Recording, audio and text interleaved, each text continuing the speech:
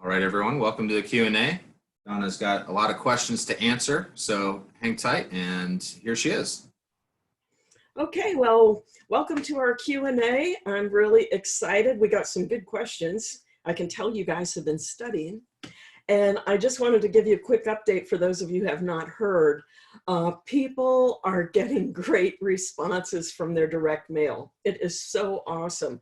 I had one fella who got his first deal under contract, and he's got 3 others that he's got quotes out on, so we're waiting to hear on those.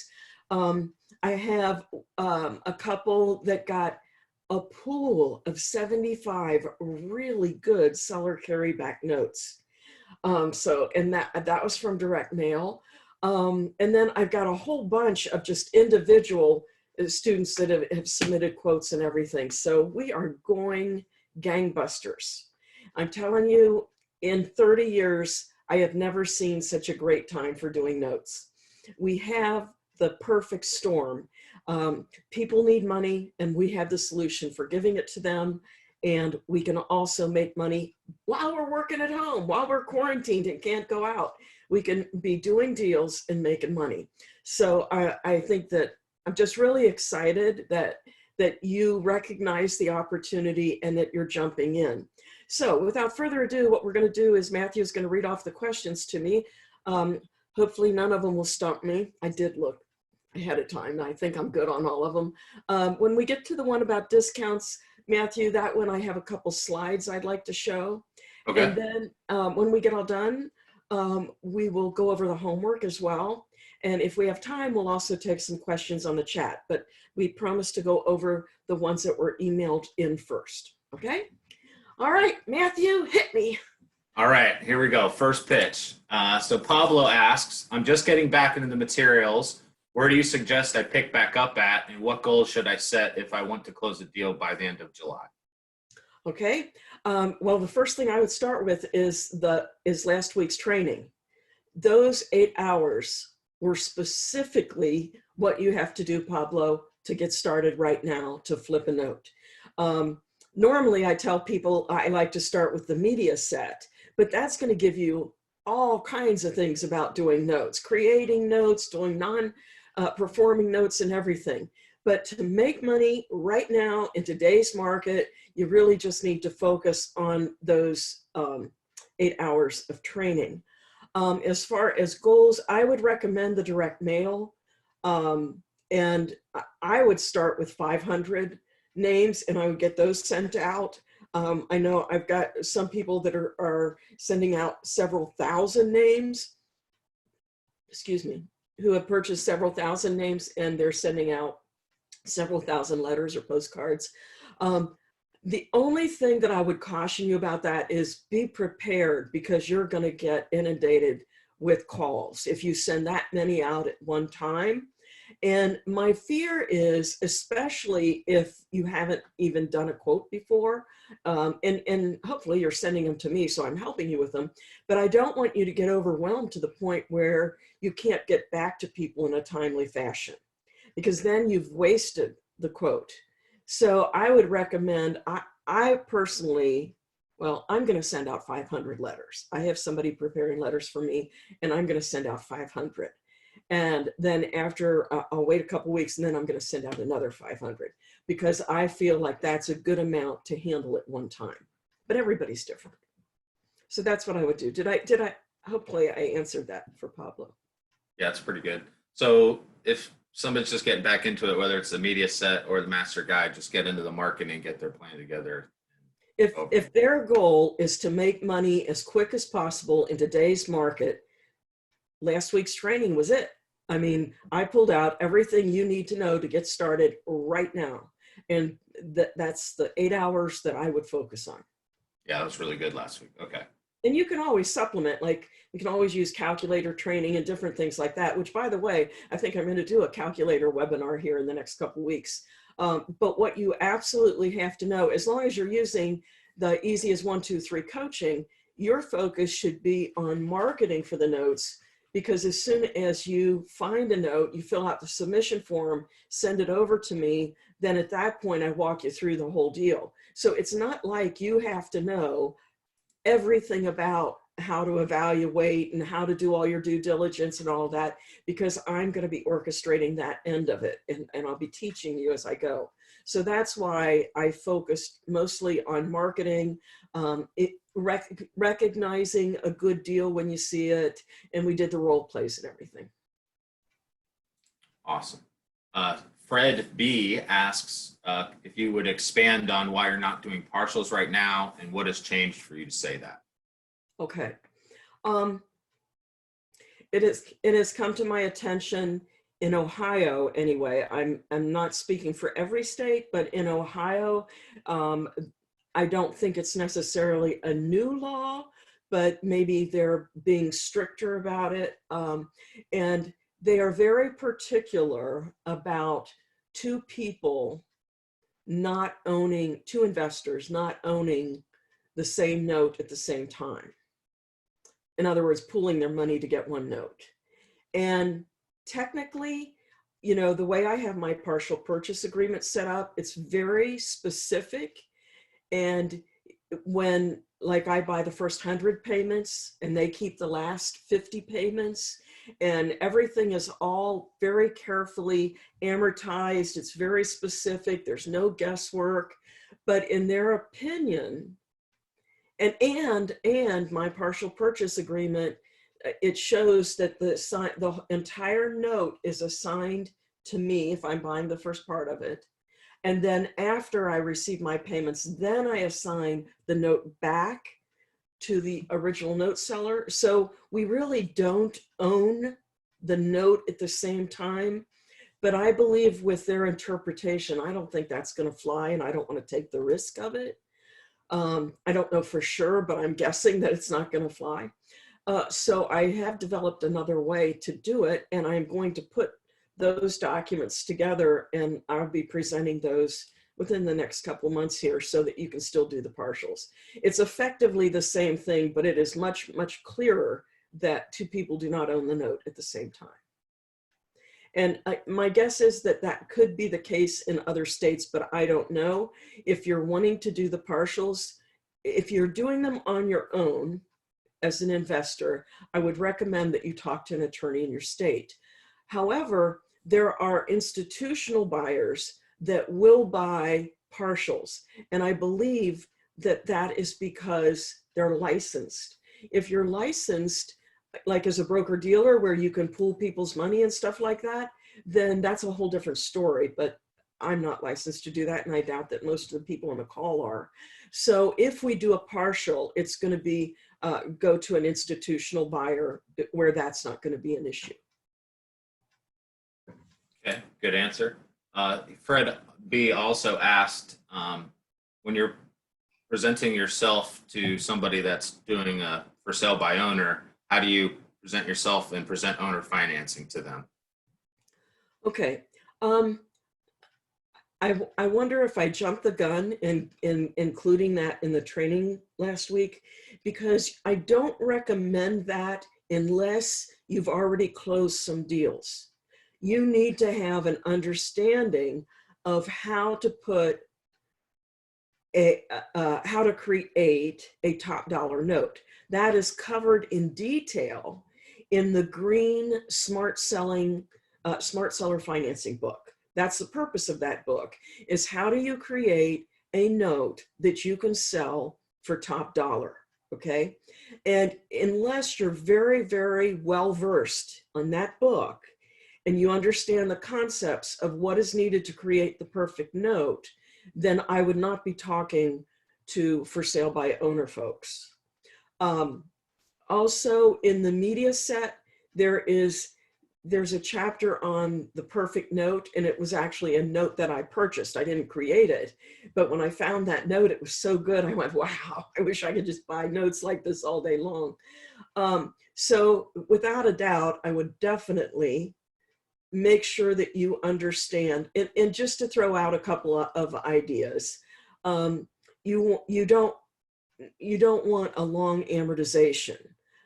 So you might amortize it over like 20 years instead of 30 years. if they qualify for the one-time exclusion, where they used to, perhaps they lived in a house and they sold it, and this is the only note that they're going to be doing, then you could have them put a balloon on it. So they could put a 5-year balloon on it. And by creating it with a shorter term, that will bring more money to them when they go to sell it. For an interest rate, I would recommend, if they can get it, 7%, 8%. That all depends on the buyer's credit and their ability to go out and get another bank loan. Why don't we say between 5 and 8% is good. The higher the rate, up to 8%, and the shorter the term, but at least 5 years, that is going to bring them the most money, because we don't have to discount it as much when we go to buy it. But I would not go shorter than 5 years. I wouldn't go more than 8%. In some states, you start getting into usury if you're over 10% or so. So I would be careful of that. I think you're safe if you use between 5 and 8%. Not to mention, most buyers are not going to pay 10% unless they really have bad credit or there's a problem. So those are just a couple of the things. Try to find buyers who have decent credit. Try to have them put as much money down as possible. Those are all things that will bring top dollar. As far as how do I present it, I would contact them and say, hey, and it's another thing. It's not just for sale by owners. Expired listings are very, very good. Okay. And so you could call them up and you could say, hey, I noticed your listing has expired, or I noticed that you are selling this, for sale by owner. Have you had trouble, finding interested people or qualified people? That's the big thing. And if that's the case, perhaps I could help you. Have you ever thought about carrying back a note?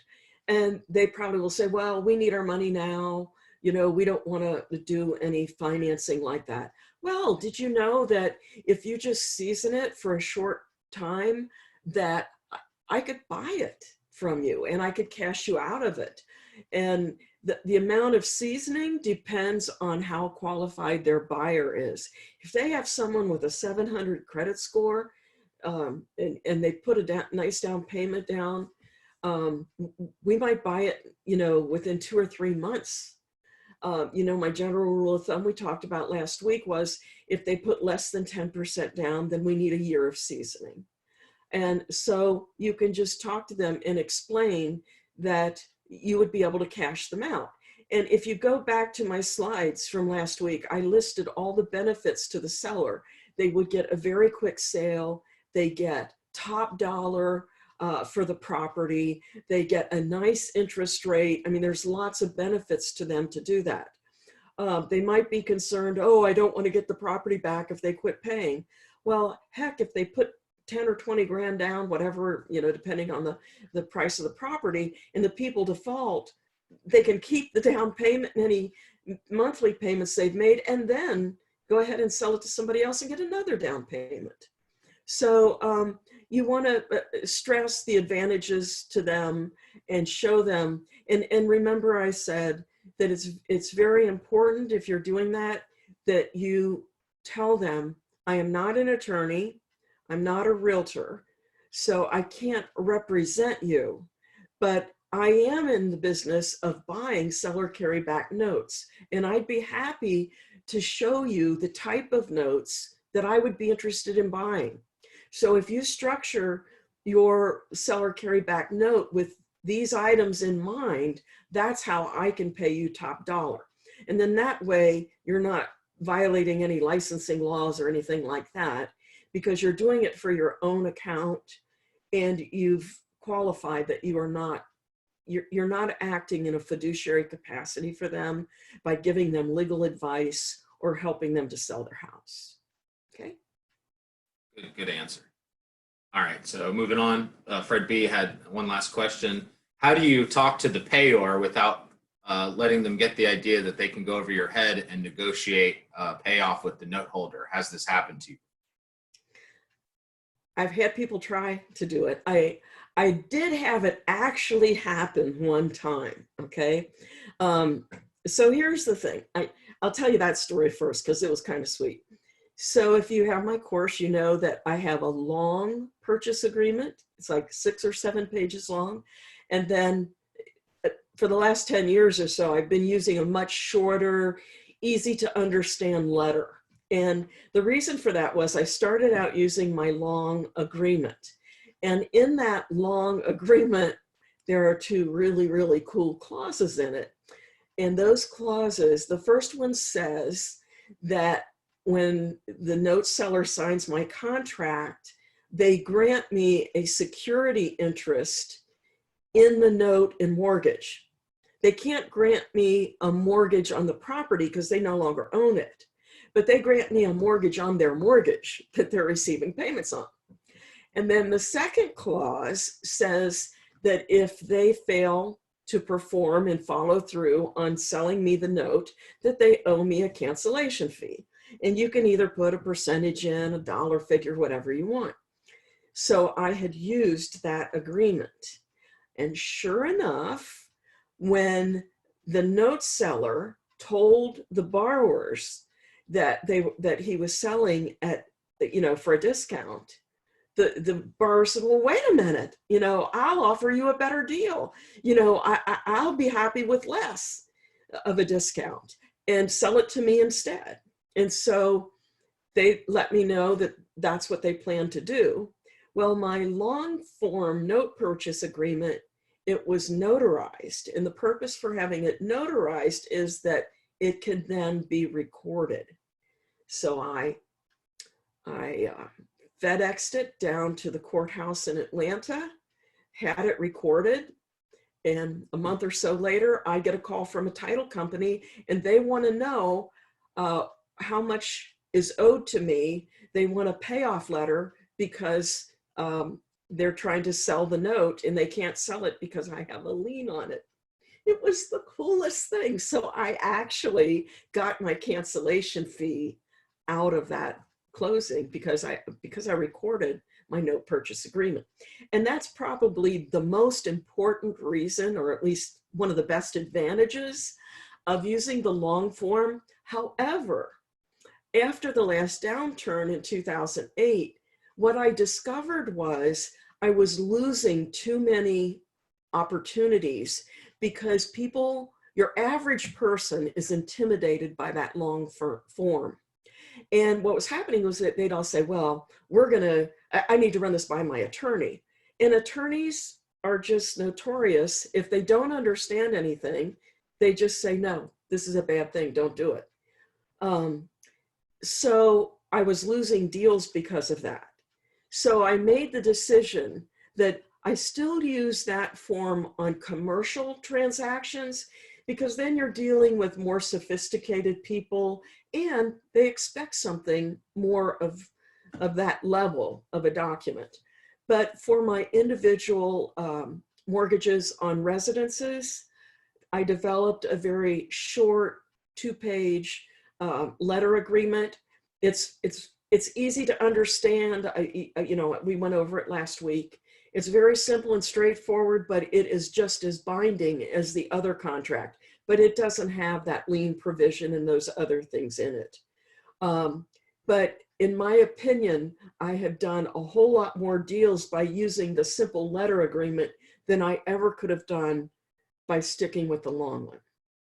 And so first of all, know that. But now, how do I keep people from going around me? This is kind of a balancing act. What I do is I wait until I have all my due diligence done. Sometimes this comes back to bite me, because if I had talked to the borrower first, maybe I wouldn't have bought the deal, or I would have learned something that I needed to know. But what I've found out works fairly well most of the time is I wait until I've done my due diligence and I'm within like 3 or 4 days of closing. And at that point, I will call the borrower, and I always make sure that the note seller lets them know I'm going to call. But the key is I don't tell them to do that until I'm ready to talk to them. Because if they, as soon as they sign a contract, if they go talk to the note seller, then you could have a problem. And in fact, I just got an email from one of my students that that's exactly what happened.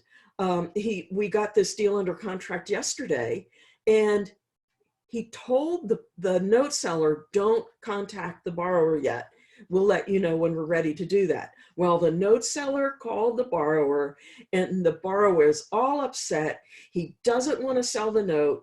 And I've never, well, I can't think of a time when I've had that happen, but he says he's not going to cooperate. Well, he doesn't have a choice but to cooperate. I mean, I'm going to buy that note whether he likes it or not. Yes, it's better if he signs the mortgage or estoppel. And my thought is what'll happen. He also, there's a language barrier. He speaks Spanish, and I think that the note seller doesn't, if I understand properly. But I have Spanish speaking people that can help me with it. Sometimes my daughter-in-law gets on and I write it out in English and she presents everything I need to say. I also now have a professional interpreter, a student who is going to work with me on these kind of deals. And I believe that I can smooth that over once I talk to them.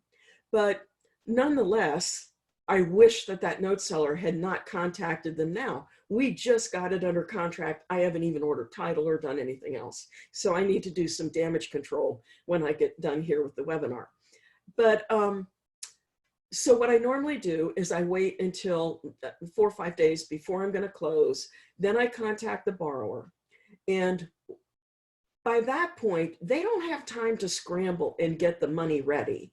Plus, I've really got the note seller locked in. They've produced documents. They know I've been working on it. They're fully committed. They know their money is right around the corner, and it's much less likely. I think that they would really feel like they were pulling a fast one, and ethically it would be really wrong at that point. It was wrong in the very beginning because they said they wouldn't do it. They signed a contract, but nonetheless, there's a lot more vested interest in it once we're almost to closing. So it's much less likely that the note seller would do that to me. So what I do is when I talk to the borrower, I let them know that I'm in the process of buying their note, and I reassure them, look, you do not have to worry. Nothing changes for you. The only thing that's going to happen is you're going to send payments to me. That's it. Everything else stays the same. It has to. I don't have the right to change your note, not unless you agree, okay? So I reassure them that everything is fine and that it's just a matter that once we close, they'll send payments to me. I also explain to them that as part of the process, I need to pull their credit. And if I do that, it could lower their credit score by 4 points. But if they would go to creditkarma.com or one of the free credit report websites, and if they pulled their own credit report with a credit score and they gave that to me, then it wouldn't hurt their credit. And usually that's what happens. I've never had anybody say they won't pull the credit score when I've explained it to them. Now, that being said, I don't always ask them to pull the credit. Sometimes the deals are so good and there's so much equity, I don't really care what their credit is. So that's just a judgment call that I make. If we're selling it to an institution, the institution is going to pull credit automatically. When I used to have a big office and employees and everything, now I'm a home business. But at that point, when I had a brick and mortar office, I did belong to the credit bureau. And so I could pull credit on people. But once you go to a home office, they need to see that your office is locked, that nobody's passing through it, your files are locked, all that kind of stuff. It's just not worth the hassle. But it's not a problem because of the way I handle it. So, the other thing that can trigger that is on the letter agreement, there's a place where I ask for the borrower's social security number. And that's what can trigger them finding out that they're selling and that the note seller is selling the note and can trigger them saying, hey, why don't you sell it to me? And so I say, I ask for the social security number if it is available. And I'm very specific about, don't call them up and ask them for it. I can get that later, but if you happen to have it, you know, it would be handy.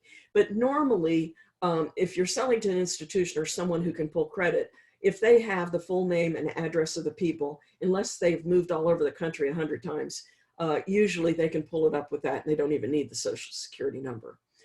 When I have them sign an affidavit, the borrower, when they sign the mortgagor's affidavit, I've now built that in where I ask for the insurance company, who they have their house insurance with, and I ask for their social security number.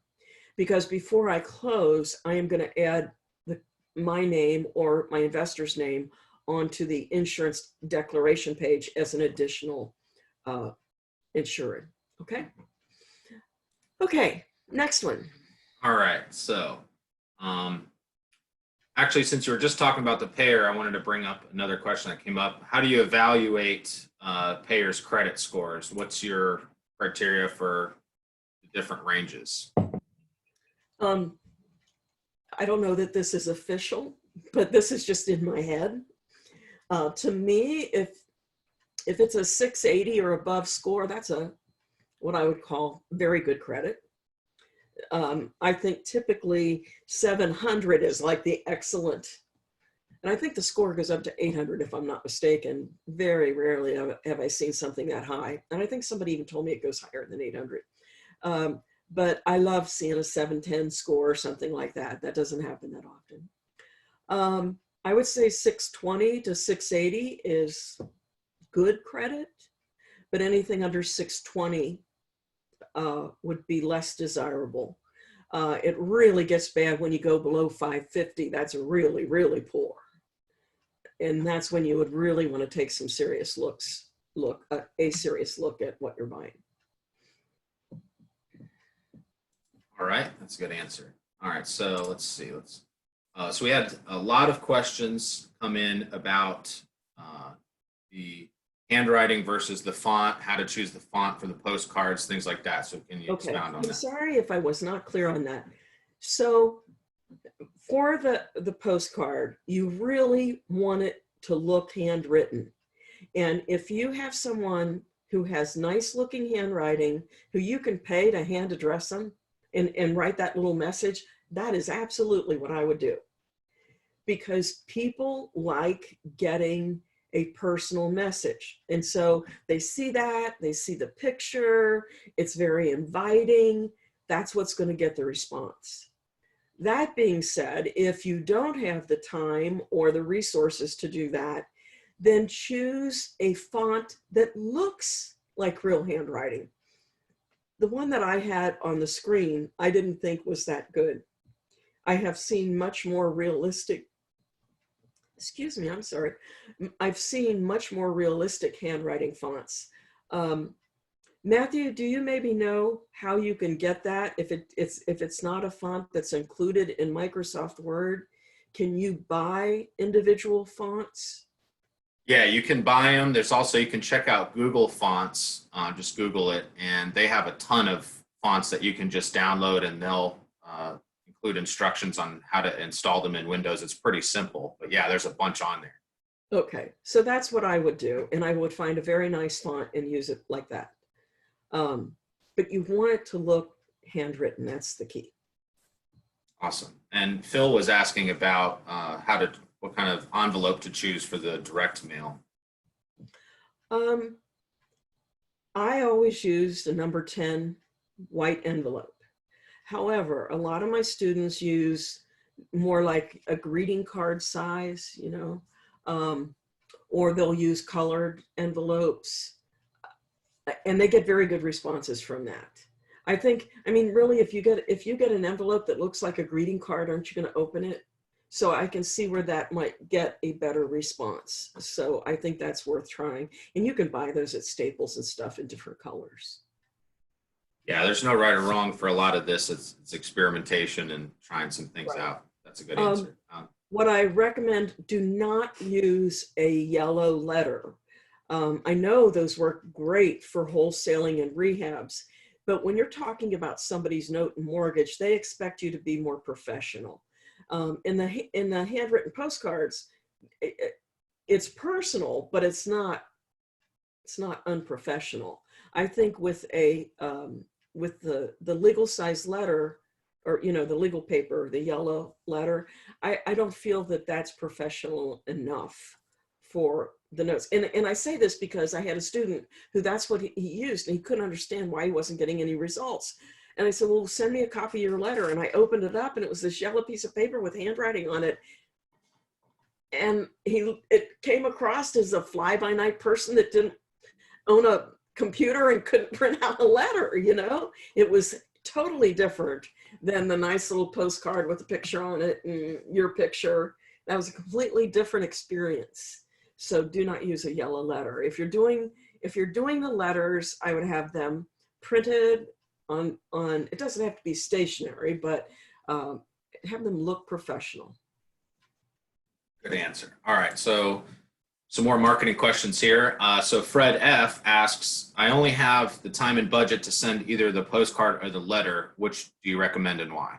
I would definitely do the postcard because it's less expensive and it's extremely effective. And if you'll recall, I'm trying to think exactly what I had on that postcard. I pay cash for mortgages. If you're tired of receiving small monthly payments, give me a call. I mean, in just those 2 sentences, you have conveyed exactly what they need to know. You don't have to create this long letter that people may or may not read. They know if they're receiving payments, and you hit the nail on the head. I pay cash for mortgages or whatever you want to say. And so I would do the postcard if it were me. Okay. A couple of questions about the list. Wanda wants to know, when she's buying the list, should she exclude condos and properties owned by LLCs? Condos can be great. I've bought several notes recently on condos, but they need to be better quality condos. Like a condo, the thing about a condo is if it's in a bad neighborhood, the whole complex can go downhill very, very quickly. And that's what you want to avoid. But I'm talking about like a beachfront condo, or a condo it doesn't have to be beachfront, but like in a destination location where they're used for Airbnb or, what is it, VRBO, something like that, that would be great. And I would definitely send to them. So as far as condos, that would be fine. You don't want apartments. You do not, like, apartments are rented, they're not owned. So, well, I guess you could own it. No, I'm sorry, forget what I just said.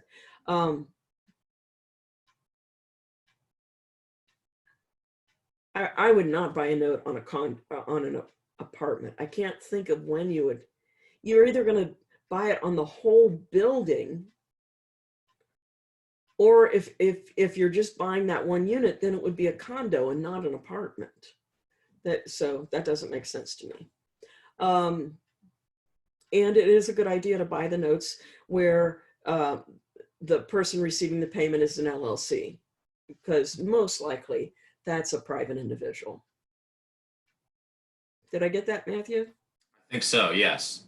One other question had come up about when you're asking Scott Arpan for Donna's list. That's not the same list. Those are different names, right? Donna's list is just the set of criteria. Yes, that's for sure. He is very careful, and I love this about him. He does not give my students the same names. He keeps track. He is like really on top of data. He is a data man. And so he's very careful. He does not give any student the same data within 90 days. And so if people are calling up, he divides them out and makes sure that you get different data. So you have a good 90-day leeway that no one else, at least none of my students, will have those same names. Because I was concerned that, we've got a number of people last week that had called him and wanted to buy names. And I emailed him right away. And I said, hey, I got to make sure that everybody gets different names. We don't want somebody getting 10 or 20 letters from my students. That would, defeat the entire purpose. He said, don't worry. I've already been doing that. So you're good there. Awesome. Debbie just asked, was that a yes or a no to buying from an LLC owner on that last question? Yes. I'm sorry, I wasn't clear. It's good to buy from LLCs, because LLCs usually are individuals. What you're trying to avoid are banks and credit unions and institutional type holders of mortgages. All right. Next question here. Let's see. So we had just a couple questions come in while we're on the marketing. I'll ask those. Lynn wanted to know, would you include your website link and or phone number on the postcard?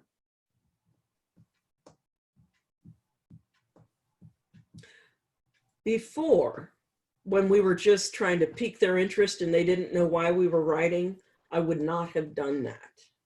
But now that we are taking the new approach with this is our new coronavirus marketing plan, we're letting them know right up front what we do.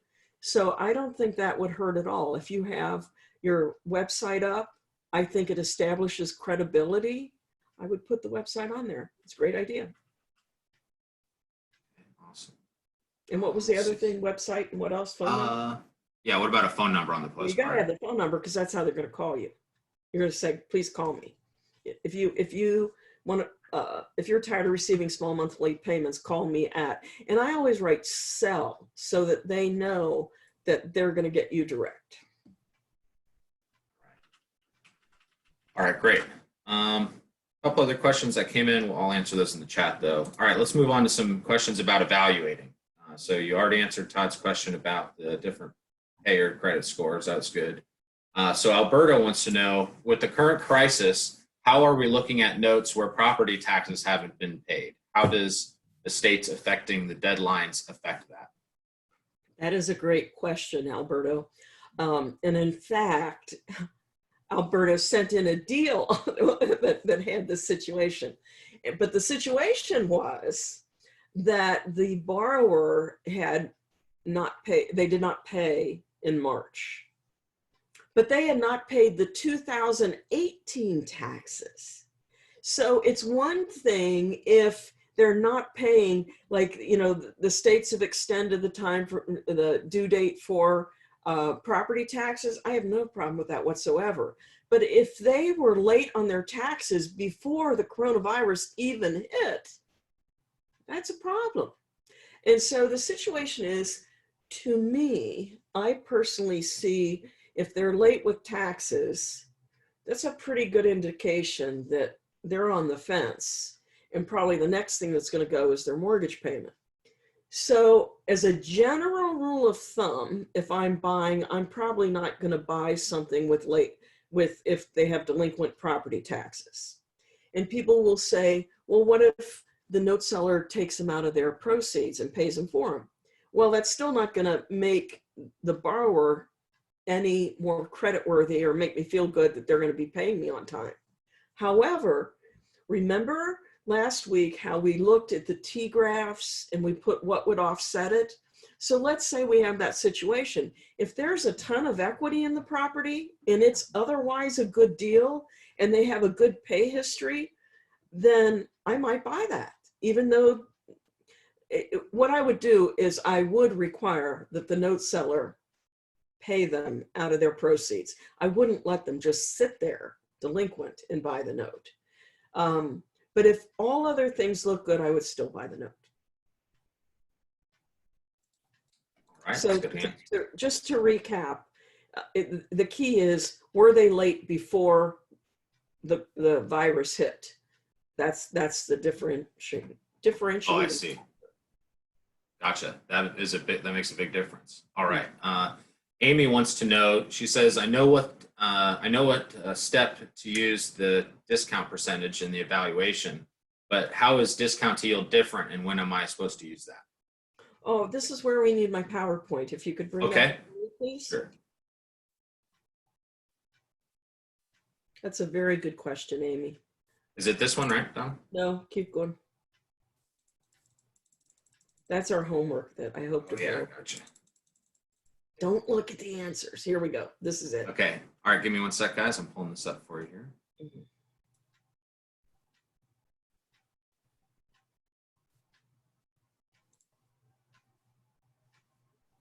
All right. Okay. So I don't know if you recognize this. I hope you do. This is line 4 of the 4 infallible steps. And so what we're looking at buying is 330 payments of $498 each. Current balance is $72,991. And the note's written at 7%. And you can see how we went down and we put in, like, just in steps, every half of a percent, 7.5, 8, 8.5, 9. And that shows what yield we want. And then the number next to it is what we would pay. So what this is saying is if you want a 10% yield, if you want to buy the note and get a rate of return of 10%, you would pay $56,006. So that is discounting to yield 10%. Okay. But the thing is that some investors calculate discounts similar to how we do a minimum discount. And it used to be, nobody did this. But what happened was after all of the non-performing notes are percent off, just discount off the top. And it's kind of blended over into the seller carrybacks. And so you need to ask, because when somebody talks about a discount, you can't be sure which one they mean. And you have to say, do you mean discount to yield or do you mean discount off the top? So if we look at this, if they just say a 10% discount, that means that you will pay 90% of the current balance owed. So we said here our current balance is $72,991. We take 90% of that, and that means that you'd be paying $65,692. And that is for a 10% discount. Compare that if you were buying at a discount to yield 10%, okay, then you would only pay $56,000. And by the way, YTM means yield to maturity. I'll come back and explain that in a second. But do you see the difference here? That's quite a bit of difference. And that's why it's really important for you to know whether they're talking about discount to yield or whether they mean discount off the top. 10% discount is the same as saying, I'll pay you 90 cents on the dollar. Okay. But let me show you this. A 10% discount actually gives you an 8.13% yield on this particular transaction. If you put the $65,692 that we said you'd buy at 90 cents on the dollar, if you put that into PV and you solve for I, you find out that if you paid $65,692 for this note, it would give you an 8.13% yield. So it's quite a bit of difference. I buy based on yield. That's what I'm looking at. But I do also use a 5 or 10% minimum discount. So, but all of my notes are all bought based on yield. So as far as yield to maturity is the correct term when you're talking about buying a note. And what that means is, in this particular case, we talk about a 10% yield to maturity. That means that if you buy this at a discount and the note goes to the full end of the term, that you'll wind up with a 10% yield. However, if it pays off early, what happens? If it pays off early, your rate of return goes up. And so that's why we specify that this is a 10% yield to maturity. I mean, a lot of people call it a 10% return, but you need to understand that your return could go up if it pays off early. And that's the difference between the two. Did I take care of that? I think so. No follow-up questions there. Yeah, I think we can move on to the next one. You good? Mhm. All right, so let's see here. All right, we had a few questions about the coaching. Um, uh, how long will the offers be good for the easiest 1, 2, 3 coaching in the Master Guide system? As long as I have time to handle all the deals that are coming in. No, as I mentioned, I've got people helping me. So um, I don't have a set time in mind. Um, I, I think that this is helping a lot of people. I want to make it available to people. So it's just an indefinite time at this point. All right. Pablo asks, he said he's in Charlotte, and do you have any local connections where you can get note buying training on a daily basis? I don't. I don't know anybody that would give you note buying training on a daily basis anywhere. Certainly, I offer the coaching, which is, I mean, I don't mean to be tooting my own horn, but I think it's going to be the best that you're going to get anywhere. It's the easiest 1, 2, 3 coaching. It works when you submit a deal. It's not like you can talk to me every day if you don't have a deal in place. However, if you are working deals with me, most of the stuff is done by email. But if I feel the need to, I'll pick up the phone and call you. But I am walking you through the entire transaction. And if you have any questions along the way, you can email me. So that's the best kind of coaching that I can offer. I do have my Note Masters group, which is a very exclusive group of a small number of people, and I do talk to them much more often. If you're interested in some higher end coaching like that, let me know. I have 2 spots open, and I'd be happy to discuss that with you. But your easiest 1, 2, 3 coaching, I think, is going to take good care of you, Pablo. All right. Let's see here.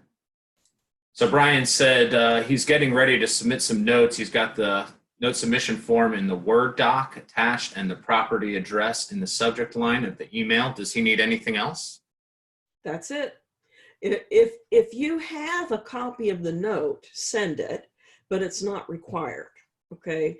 But the big thing is I need the submission form not sent as a PDF, not sent as a photo off your phone, but sent as a Word document so I can make changes and switch things around as I need to.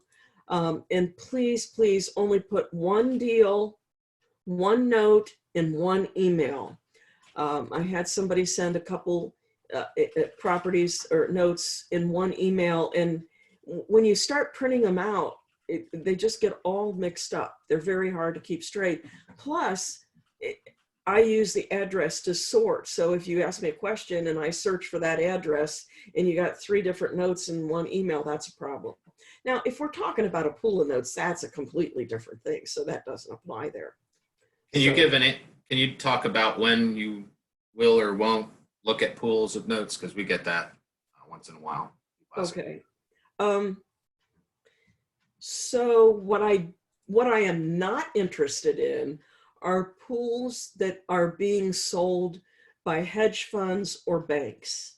I do not want bank loans that went bad or have now become reperforming. I don't get very many of those anymore. I used to get one every day. Somebody was trying to sell it to me, but I rarely get those anymore.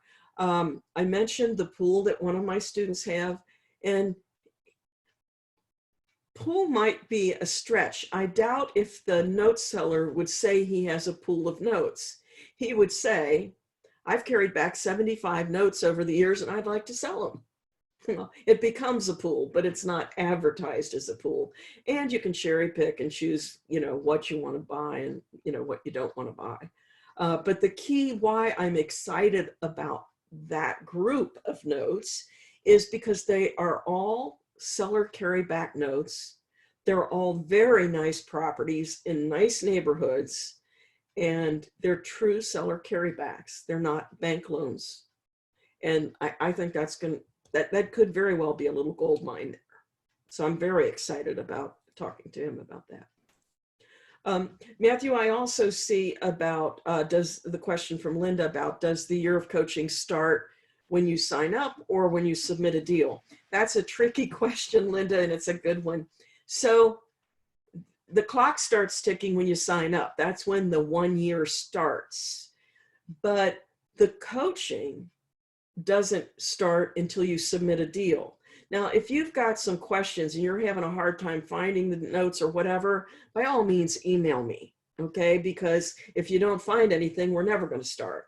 But just simply email me. But just because you sign up for coaching doesn't mean that you can just start emailing me and expect me to stop everything and talk to you. Because the reason that the easiest 1, 2, 3 coaching works is that I'm coaching you on real deals that we're going to close and make money on, and we're going to split the profits. So that way, you know, it's just a great way to learn and make money at the same time. And that's why that works. Okay, awesome. Donna, we hit the end of the emailed questions. We do have some others that have come in while we've been going. Is that okay to get some time for that? Okay, great. So Sathesh asked, do you buy notes from your students? Do I buy notes from my students? You mean like if you carried back a note and you want to sell it? Sure, I'd buy it from you. Yeah, absolutely. Oh, and can you talk a little bit about if someone wants to buy notes from you, how you handle that? If you want to buy notes from me, I would love for you to fill out an investor profile. You just go to the notebuyer.com/investor. And the profile form is so I know what to look for you.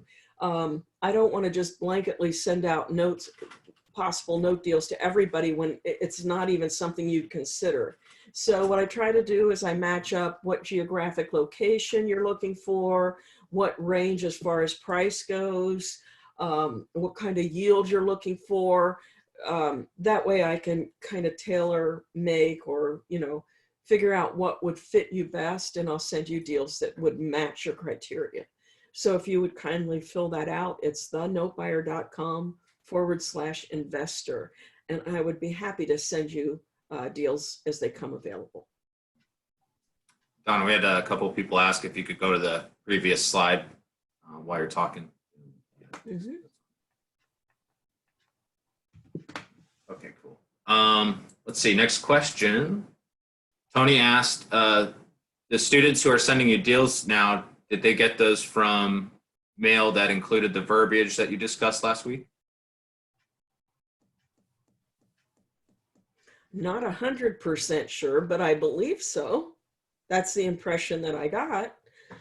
It could be from the old letters, but I don't know. I'm guessing that because it was a sudden influx of calls. It probably was, because we did release that letter a few weeks ago. We only just covered the. Well, that is very true. You are right, Matthew. We released that when I first did the update about a month ago, when this all first started. So that would make sense that it was from that. It just took a couple of weeks to start really seeing, you know, a flood of deals come in. All right, so Chris asks, if we have not done a deal before, would Donna suggest we send mailers locally first? And does not being able to travel to the property matter? It doesn't matter where you market. It does not have to be a close deal. We buy all over the country, and I used to say that I would not buy a note unless it was within driving distance of where I lived. I no longer subscribe to that, because if you do your due diligence and you're buying performing notes that, you know, with strong payors, plenty of equity, it doesn't matter that you can't get to the property. It's when you're buying low-end notes on, you know, the lower end housing, then I would want it to be someplace where you could get to it, and where if you did get the property back, that you would be able to send a rehab team in and get it fixed up. But that's not what we're looking for. So I would mark it wherever you want in the country. We get a lot of notes from Florida and Texas. I went over the states last week where I would not market to, and those would be California, Washington, Illinois, New York, and Maryland. I would avoid those states. And if you buy from Scott Arpan, he knows that I don't like those states. So he's not going to give you any of those. So any others would be fine. All right. Kenneth Younger asked if he can use your picture on his marketing letter. You know what's really funny? I was going to use somebody else's on mine. I thought I should pick somebody younger. Kenneth, you can use my picture if you want, but I think you could probably find somebody even better. What a nice compliment. You made my day, Kenneth. He did have a serious question too. Where do you get your pictures of people that you use in your PowerPoints? Some are friends. Some are friends, but usually I Google images and I look for ones that aren't, that are royalty free, that don't have a stamp on them and that kind of thing. All right, let's see. And also we have a supply of them that we've paid for as well. Thanks for the laugh, Kenneth. That was fun. Let's see. Debbie asks if you'll ever use Skype or similar to talk with a seller or borrower. Excuse me. I would have no problem doing that, but nobody's asked for it. Do you really think they want that? I would think they would feel that it was more of an intrusion, but I would be more than happy to do that anytime. All right, we got a few people asking if the replays will be available. Yes, they will. We'll get that up today for you guys. Just two other questions, and we'll go into the homework. Okay. All right, so Lennox asked, how much of a hit do you think the average seller financing note has taken? What are your outlook on how those are going to? You mean as far as discounting? Yeah. Okay. It's going to be a little bit more of a discount than before, but I feel like we have used a very conservative approach all along. And so the loan to values that I've recommended and the investment to values that I've recommended, they've been conservative in my opinion. And as I showed you before, even if we defer payments for 3 to 6 months, it barely affects like 1/4 or 0.5% or less as far as affecting your rate of return. So I don't see that it's going to be that much more of a discount. Yes, I think it's going to be some, but it's not going to be a huge difference. It really depends on who your end buyer is, because everyone has a different risk tolerance. And so if you're selling to an investor or an institution who has across the board said, hey, we're not going over a 70% investment to value or whatever, then that's going to drop the price some. In fact, I had a deal where an institution had quoted like the end of February on something, and I just got a new quote, and it was a couple $1,000s less because of that 70% investment to value rule that they had implemented after the quarantine. All right, sounds good. There's a couple other questions in the chat, but I'll answer those. I'll type out answers to those more basic questions. Some of it we've already covered. So what do you say we roll right into the homework? Okay, sounds like a plan. So we'll give you guys a minute here to get your answers from last week out if you attended. Get this slide up for you.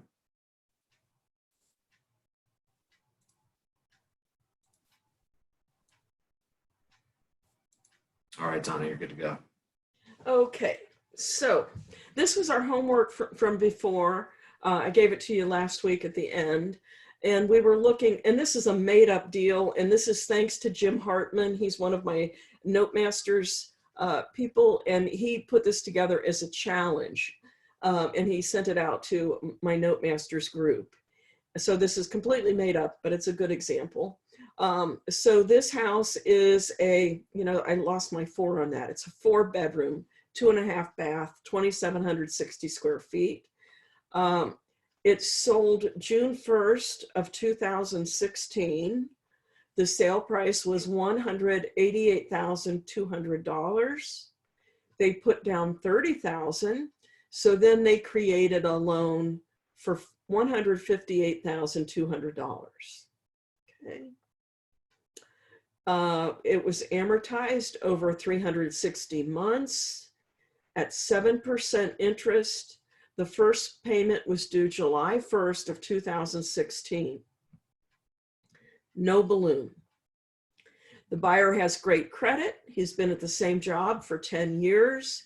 Pay history is perfect. They always pay on time. He has bank statements to show that the payments have come in on time.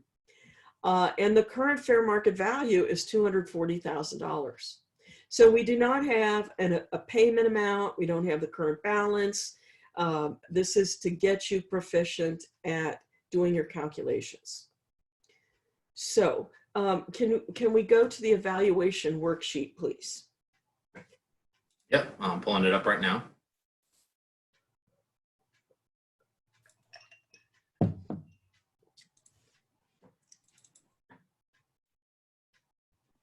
So if you've been to... One sec, I gotta share it. Hold on a sec here. Oh.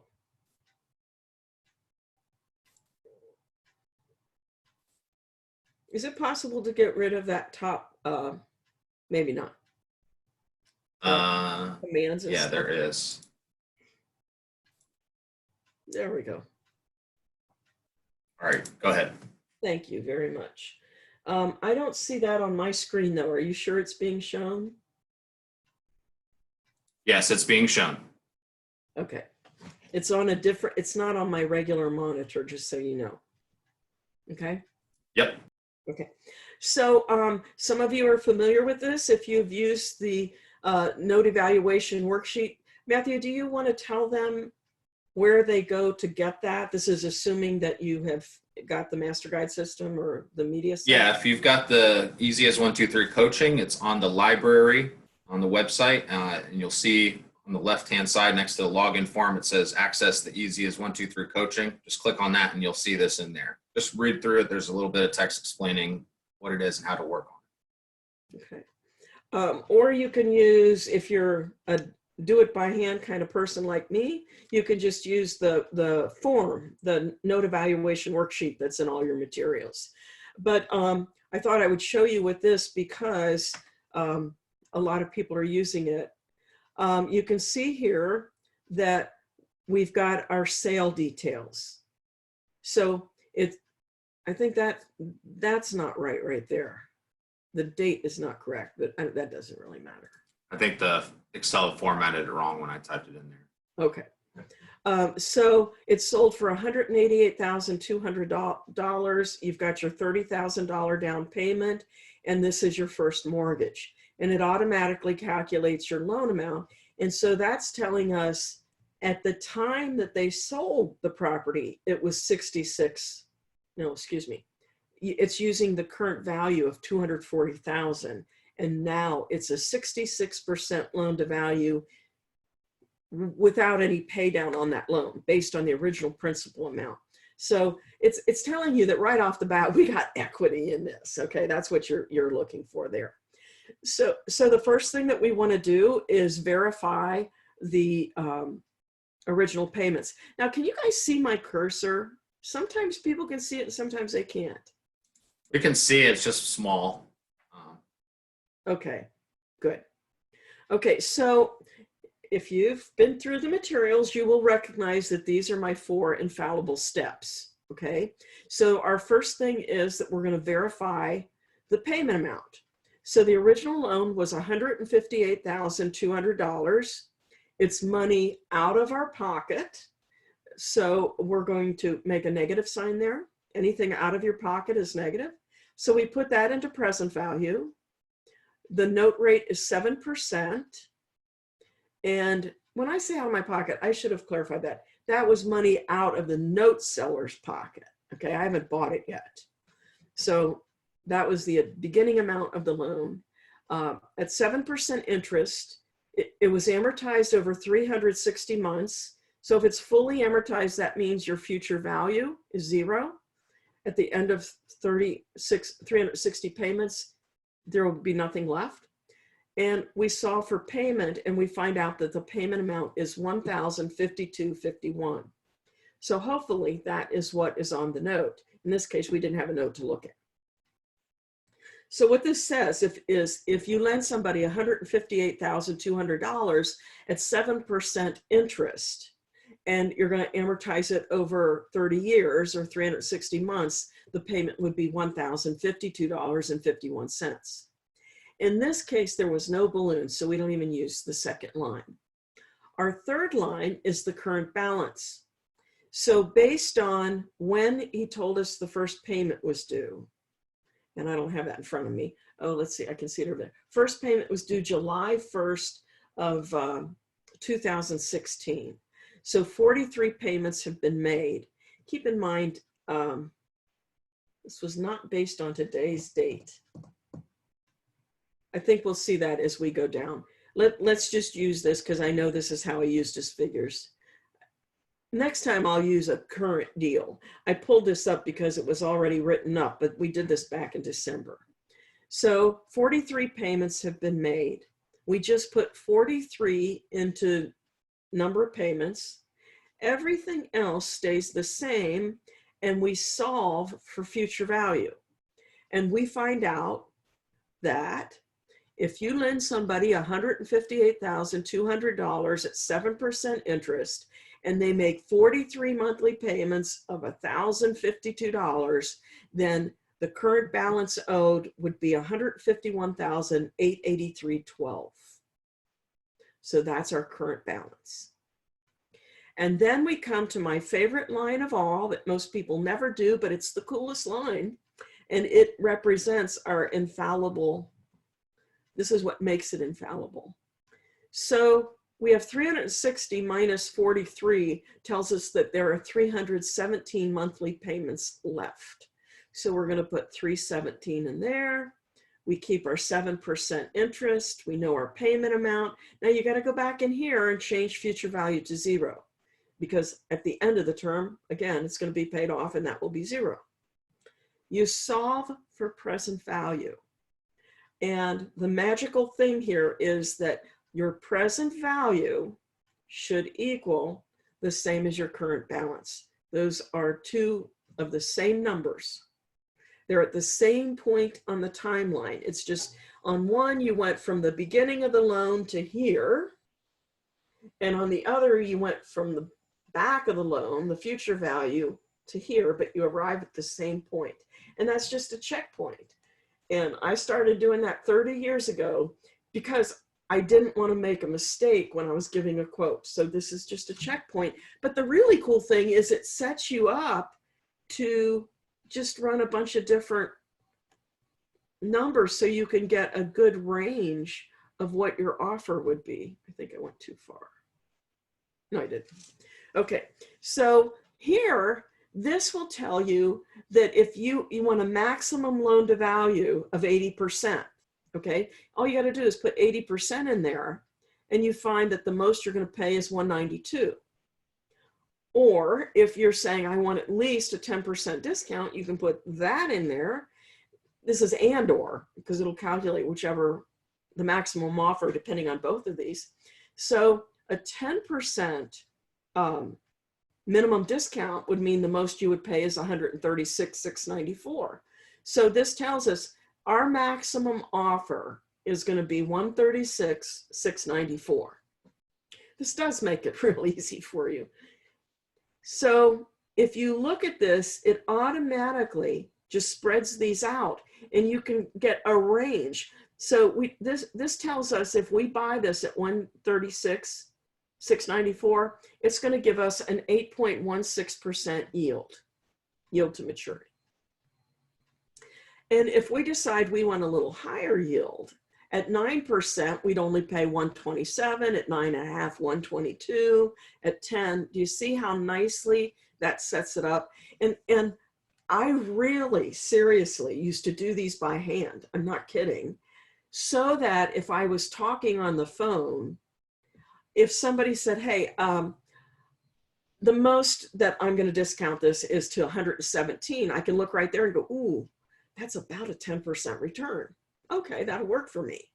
Or if I want to make an offer, you know, I can go down and say, hey, after hearing this, I really need 11% return. I've got my offer right there. And the truth is that in the beginning, I thought that I had to give a number to people right then and there. You know what? You do not have to do that. I now, as experienced as I am, and as easy as it would be to sit there and calculate right on the phone with them, I still tell them, okay, let me put a pencil to this. I want to go online. I want to look at the property. Let me check things out and I'll get back to you. And that way you're not under pressure. If you make a mistake, you know, you're going to find it before you ever give it to them. I just think it makes for a much better presentation, and it just takes the pressure off of you. And it gives you a chance to look online and check things out. Okay, so now if we go down to here, we're saying that if the investor pays $135,646, so what probably happened here is that you decide that an investor probably is going to want like an 8.25% return. So you put that in there, and that says that the investor is going to pay $135,646. Notice that's just a little bit less than the $136,694. Remember that your rate of return is inversely proportional to what you pay. So as your rate of return goes up, the price that you pay goes down. It's a very important concept that you want to get used to. So this would give our investor an investment to value of 56%. If we then offer the note seller $128,877, our buy rate is 8.84. Why is that important? For most people, it doesn't come into play. Most note sellers have no idea how to calculate a rate of return. They wouldn't know what is a good rate of return or what is bad. But to me, it gives me a point of reference that if I had my own cash and was putting my own money into this, this is what I'd be getting, 8.84%. And it's a very safe investment to value of 53%.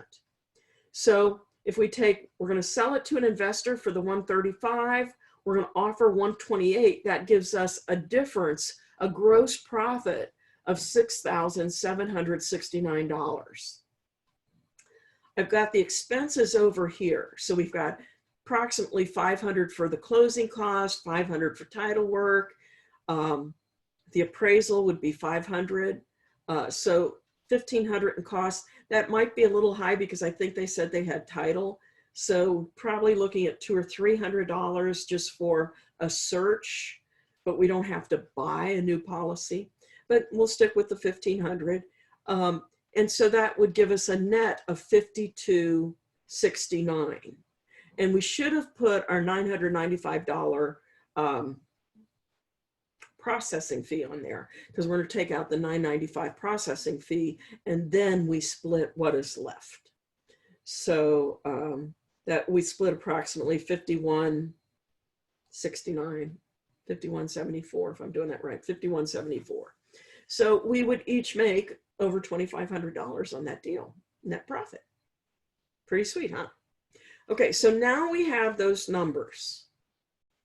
You want to take a picture with your phone of that before you stop? Well, let everybody take a picture of it so they got it. Okay. All right. So now let's look at what our offer is. I need to go back to my PowerPoint, please. All right. I'm putting this up right now. Hang tight. All right. There you go. Okay. Okay. So this is what I'm going to send to you. You can expect to get this on the coaching program. And remember that anything in red can actually be read to the note seller. If you're sending it to them, I would change the font color to blue or black, but I put it in red so that if you're pulling up my email that you can easily see, because you don't want them to know what your investor's paying. You don't want them to know that other information. And I just want this to be easy for you, that you can just let it flow right off your lips if you need to. So this would be our offer, that we will pay $128,877. That was our number right here. We've got it covered up, but that's we buy at. That's that number. We will pay $128,877 net cash to you. What does net cash mean? That means you're getting a check. It's actually a wire. You're getting a wire for $128,877.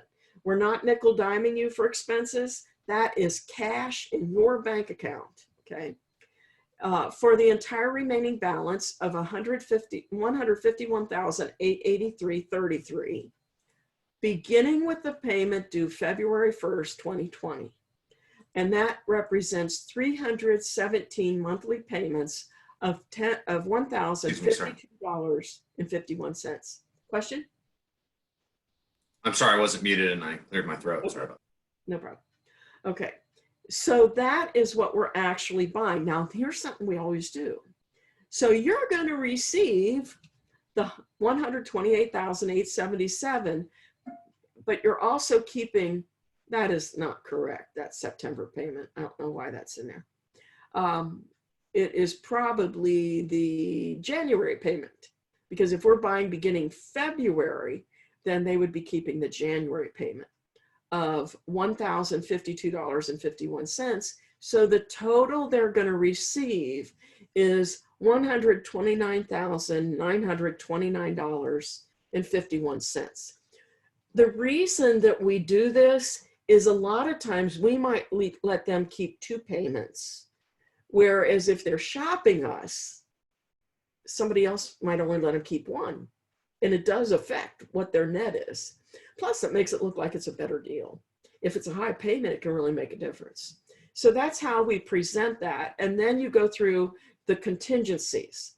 And you want to say, this offer is contingent upon our exclusive review and approval of all relevant documentation, including but not limited to an appraisal, title, credit report. Always specify on the borrower. You don't want to think you're pulling credit on them. And proven pay history. Okay. I need copies of checks, postmarked envelopes, bank statements showing deposits. I need proof of when those payments were made. Next, we cover all expenses. You will receive a wire transfer for $128,877. The only thing that ever gets deducted from that amount is if we say we're buying the payment due February 1st, if they happen to receive that, okay, then that will be deducted. That's the only thing that ever gets deducted from the $128,877. We typically close within 30 days, but we ask that you allow 45 days in case of unforeseen issues with title, etc. And in fact, today I would say, because we are, our closing is subject to the availability of title and appraisal services. Because, excuse me, title companies are absolutely still working. Excuse me, but if they're working from home, that can delay things a little bit, but they're absolutely still working. So now there's a call to action here. Let us know if you'd like to proceed, and we'll prepare a simple letter of agreement so that we can get started right away. Another thing I'll sometimes say is I put a deadline. This offer will be good for 2 business days or until the end of, you know, whatever day of the week you want to put it. And I usually try to get a feel for, like, if they say, well, my husband's out of town, I won't be able to talk to him till Monday, so I might leave it open until Tuesday, close a business or something like that. So hopefully you came up with something similar, but that's how I go about preparing my quote. And that's what you can expect to get from me when we do our easy as 1, 2, 3 coaching. I did see some hands go up. You see some questions there, Matthew? We had a couple questions. I'm answering them in the chat right now. Let's see.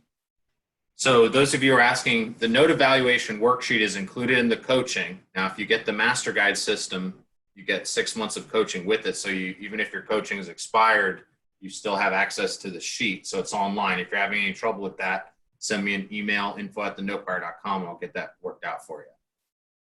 And we'll send out a screenshot of the sheet that Donna was just showing, so you can see that. We won't send the sheet out to everyone because not everyone has the master guide system, but if you have the master guide system, you'll be able to access it. Wait, excuse me, but if they have taken advantage of the $97, they should get that. Yes, that's right. Just not the whole sheet itself. That's part of the master guide system, but we'll send you a copy of the information on the sheet. They should get the form, at least the written form, Matthew. Yes, we did. They do have the written form. That's right, Donna. Okay, sorry, I was misunderstanding. Okay, great. And if you do need to renew your coaching, we got a really good deal on it that's still up. Matthew, you want to go over that?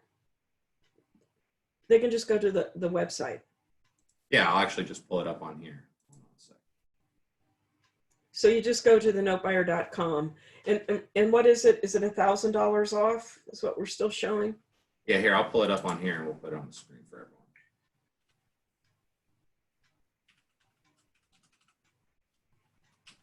Do they need to put a code in? Yes. So here, I'm pulling this up right now, Donna.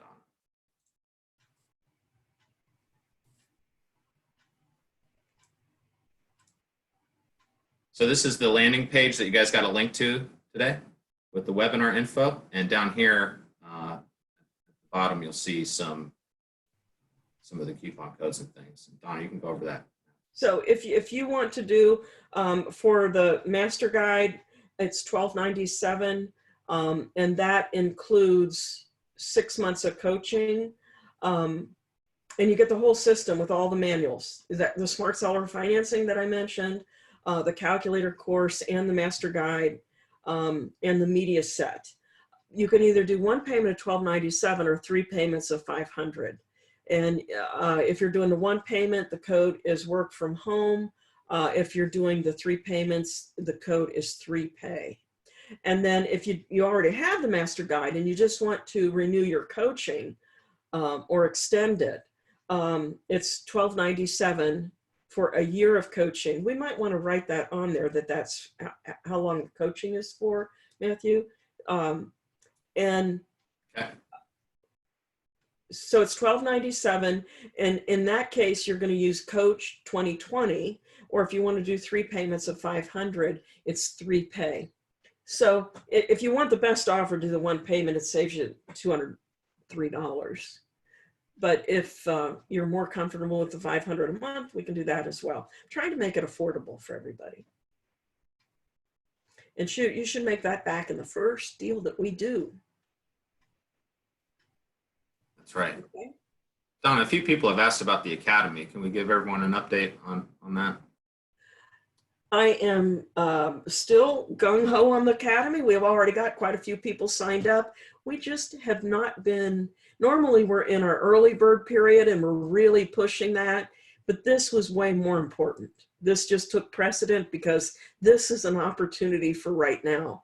You can still absolutely sign up. And what do we show as our early bird price right now for the Academy, Matthew? I know we had a discount up there. We don't have the early bird special up right now. Oh, well, let's put it up because people want to sign up. We'll work on that and we'll send out an announcement, okay? I am absolutely planning on still having it. And by all means, we understand that we put it on the back burner. So you'll still have an opportunity to sign up at a reduced rate. So we will work on getting that back up as well. Okay. Sounds good. There's a couple other questions that I will email you guys the answers to. Okay, I hope this was helpful. Show of hands, I think you can all do this. Would you be interested in a calculator webinar on how to do your calculations? Some people love it and other people don't want to touch it. Okay, that's Got what I 30 hands up already. Okay, well, I'll work on doing that.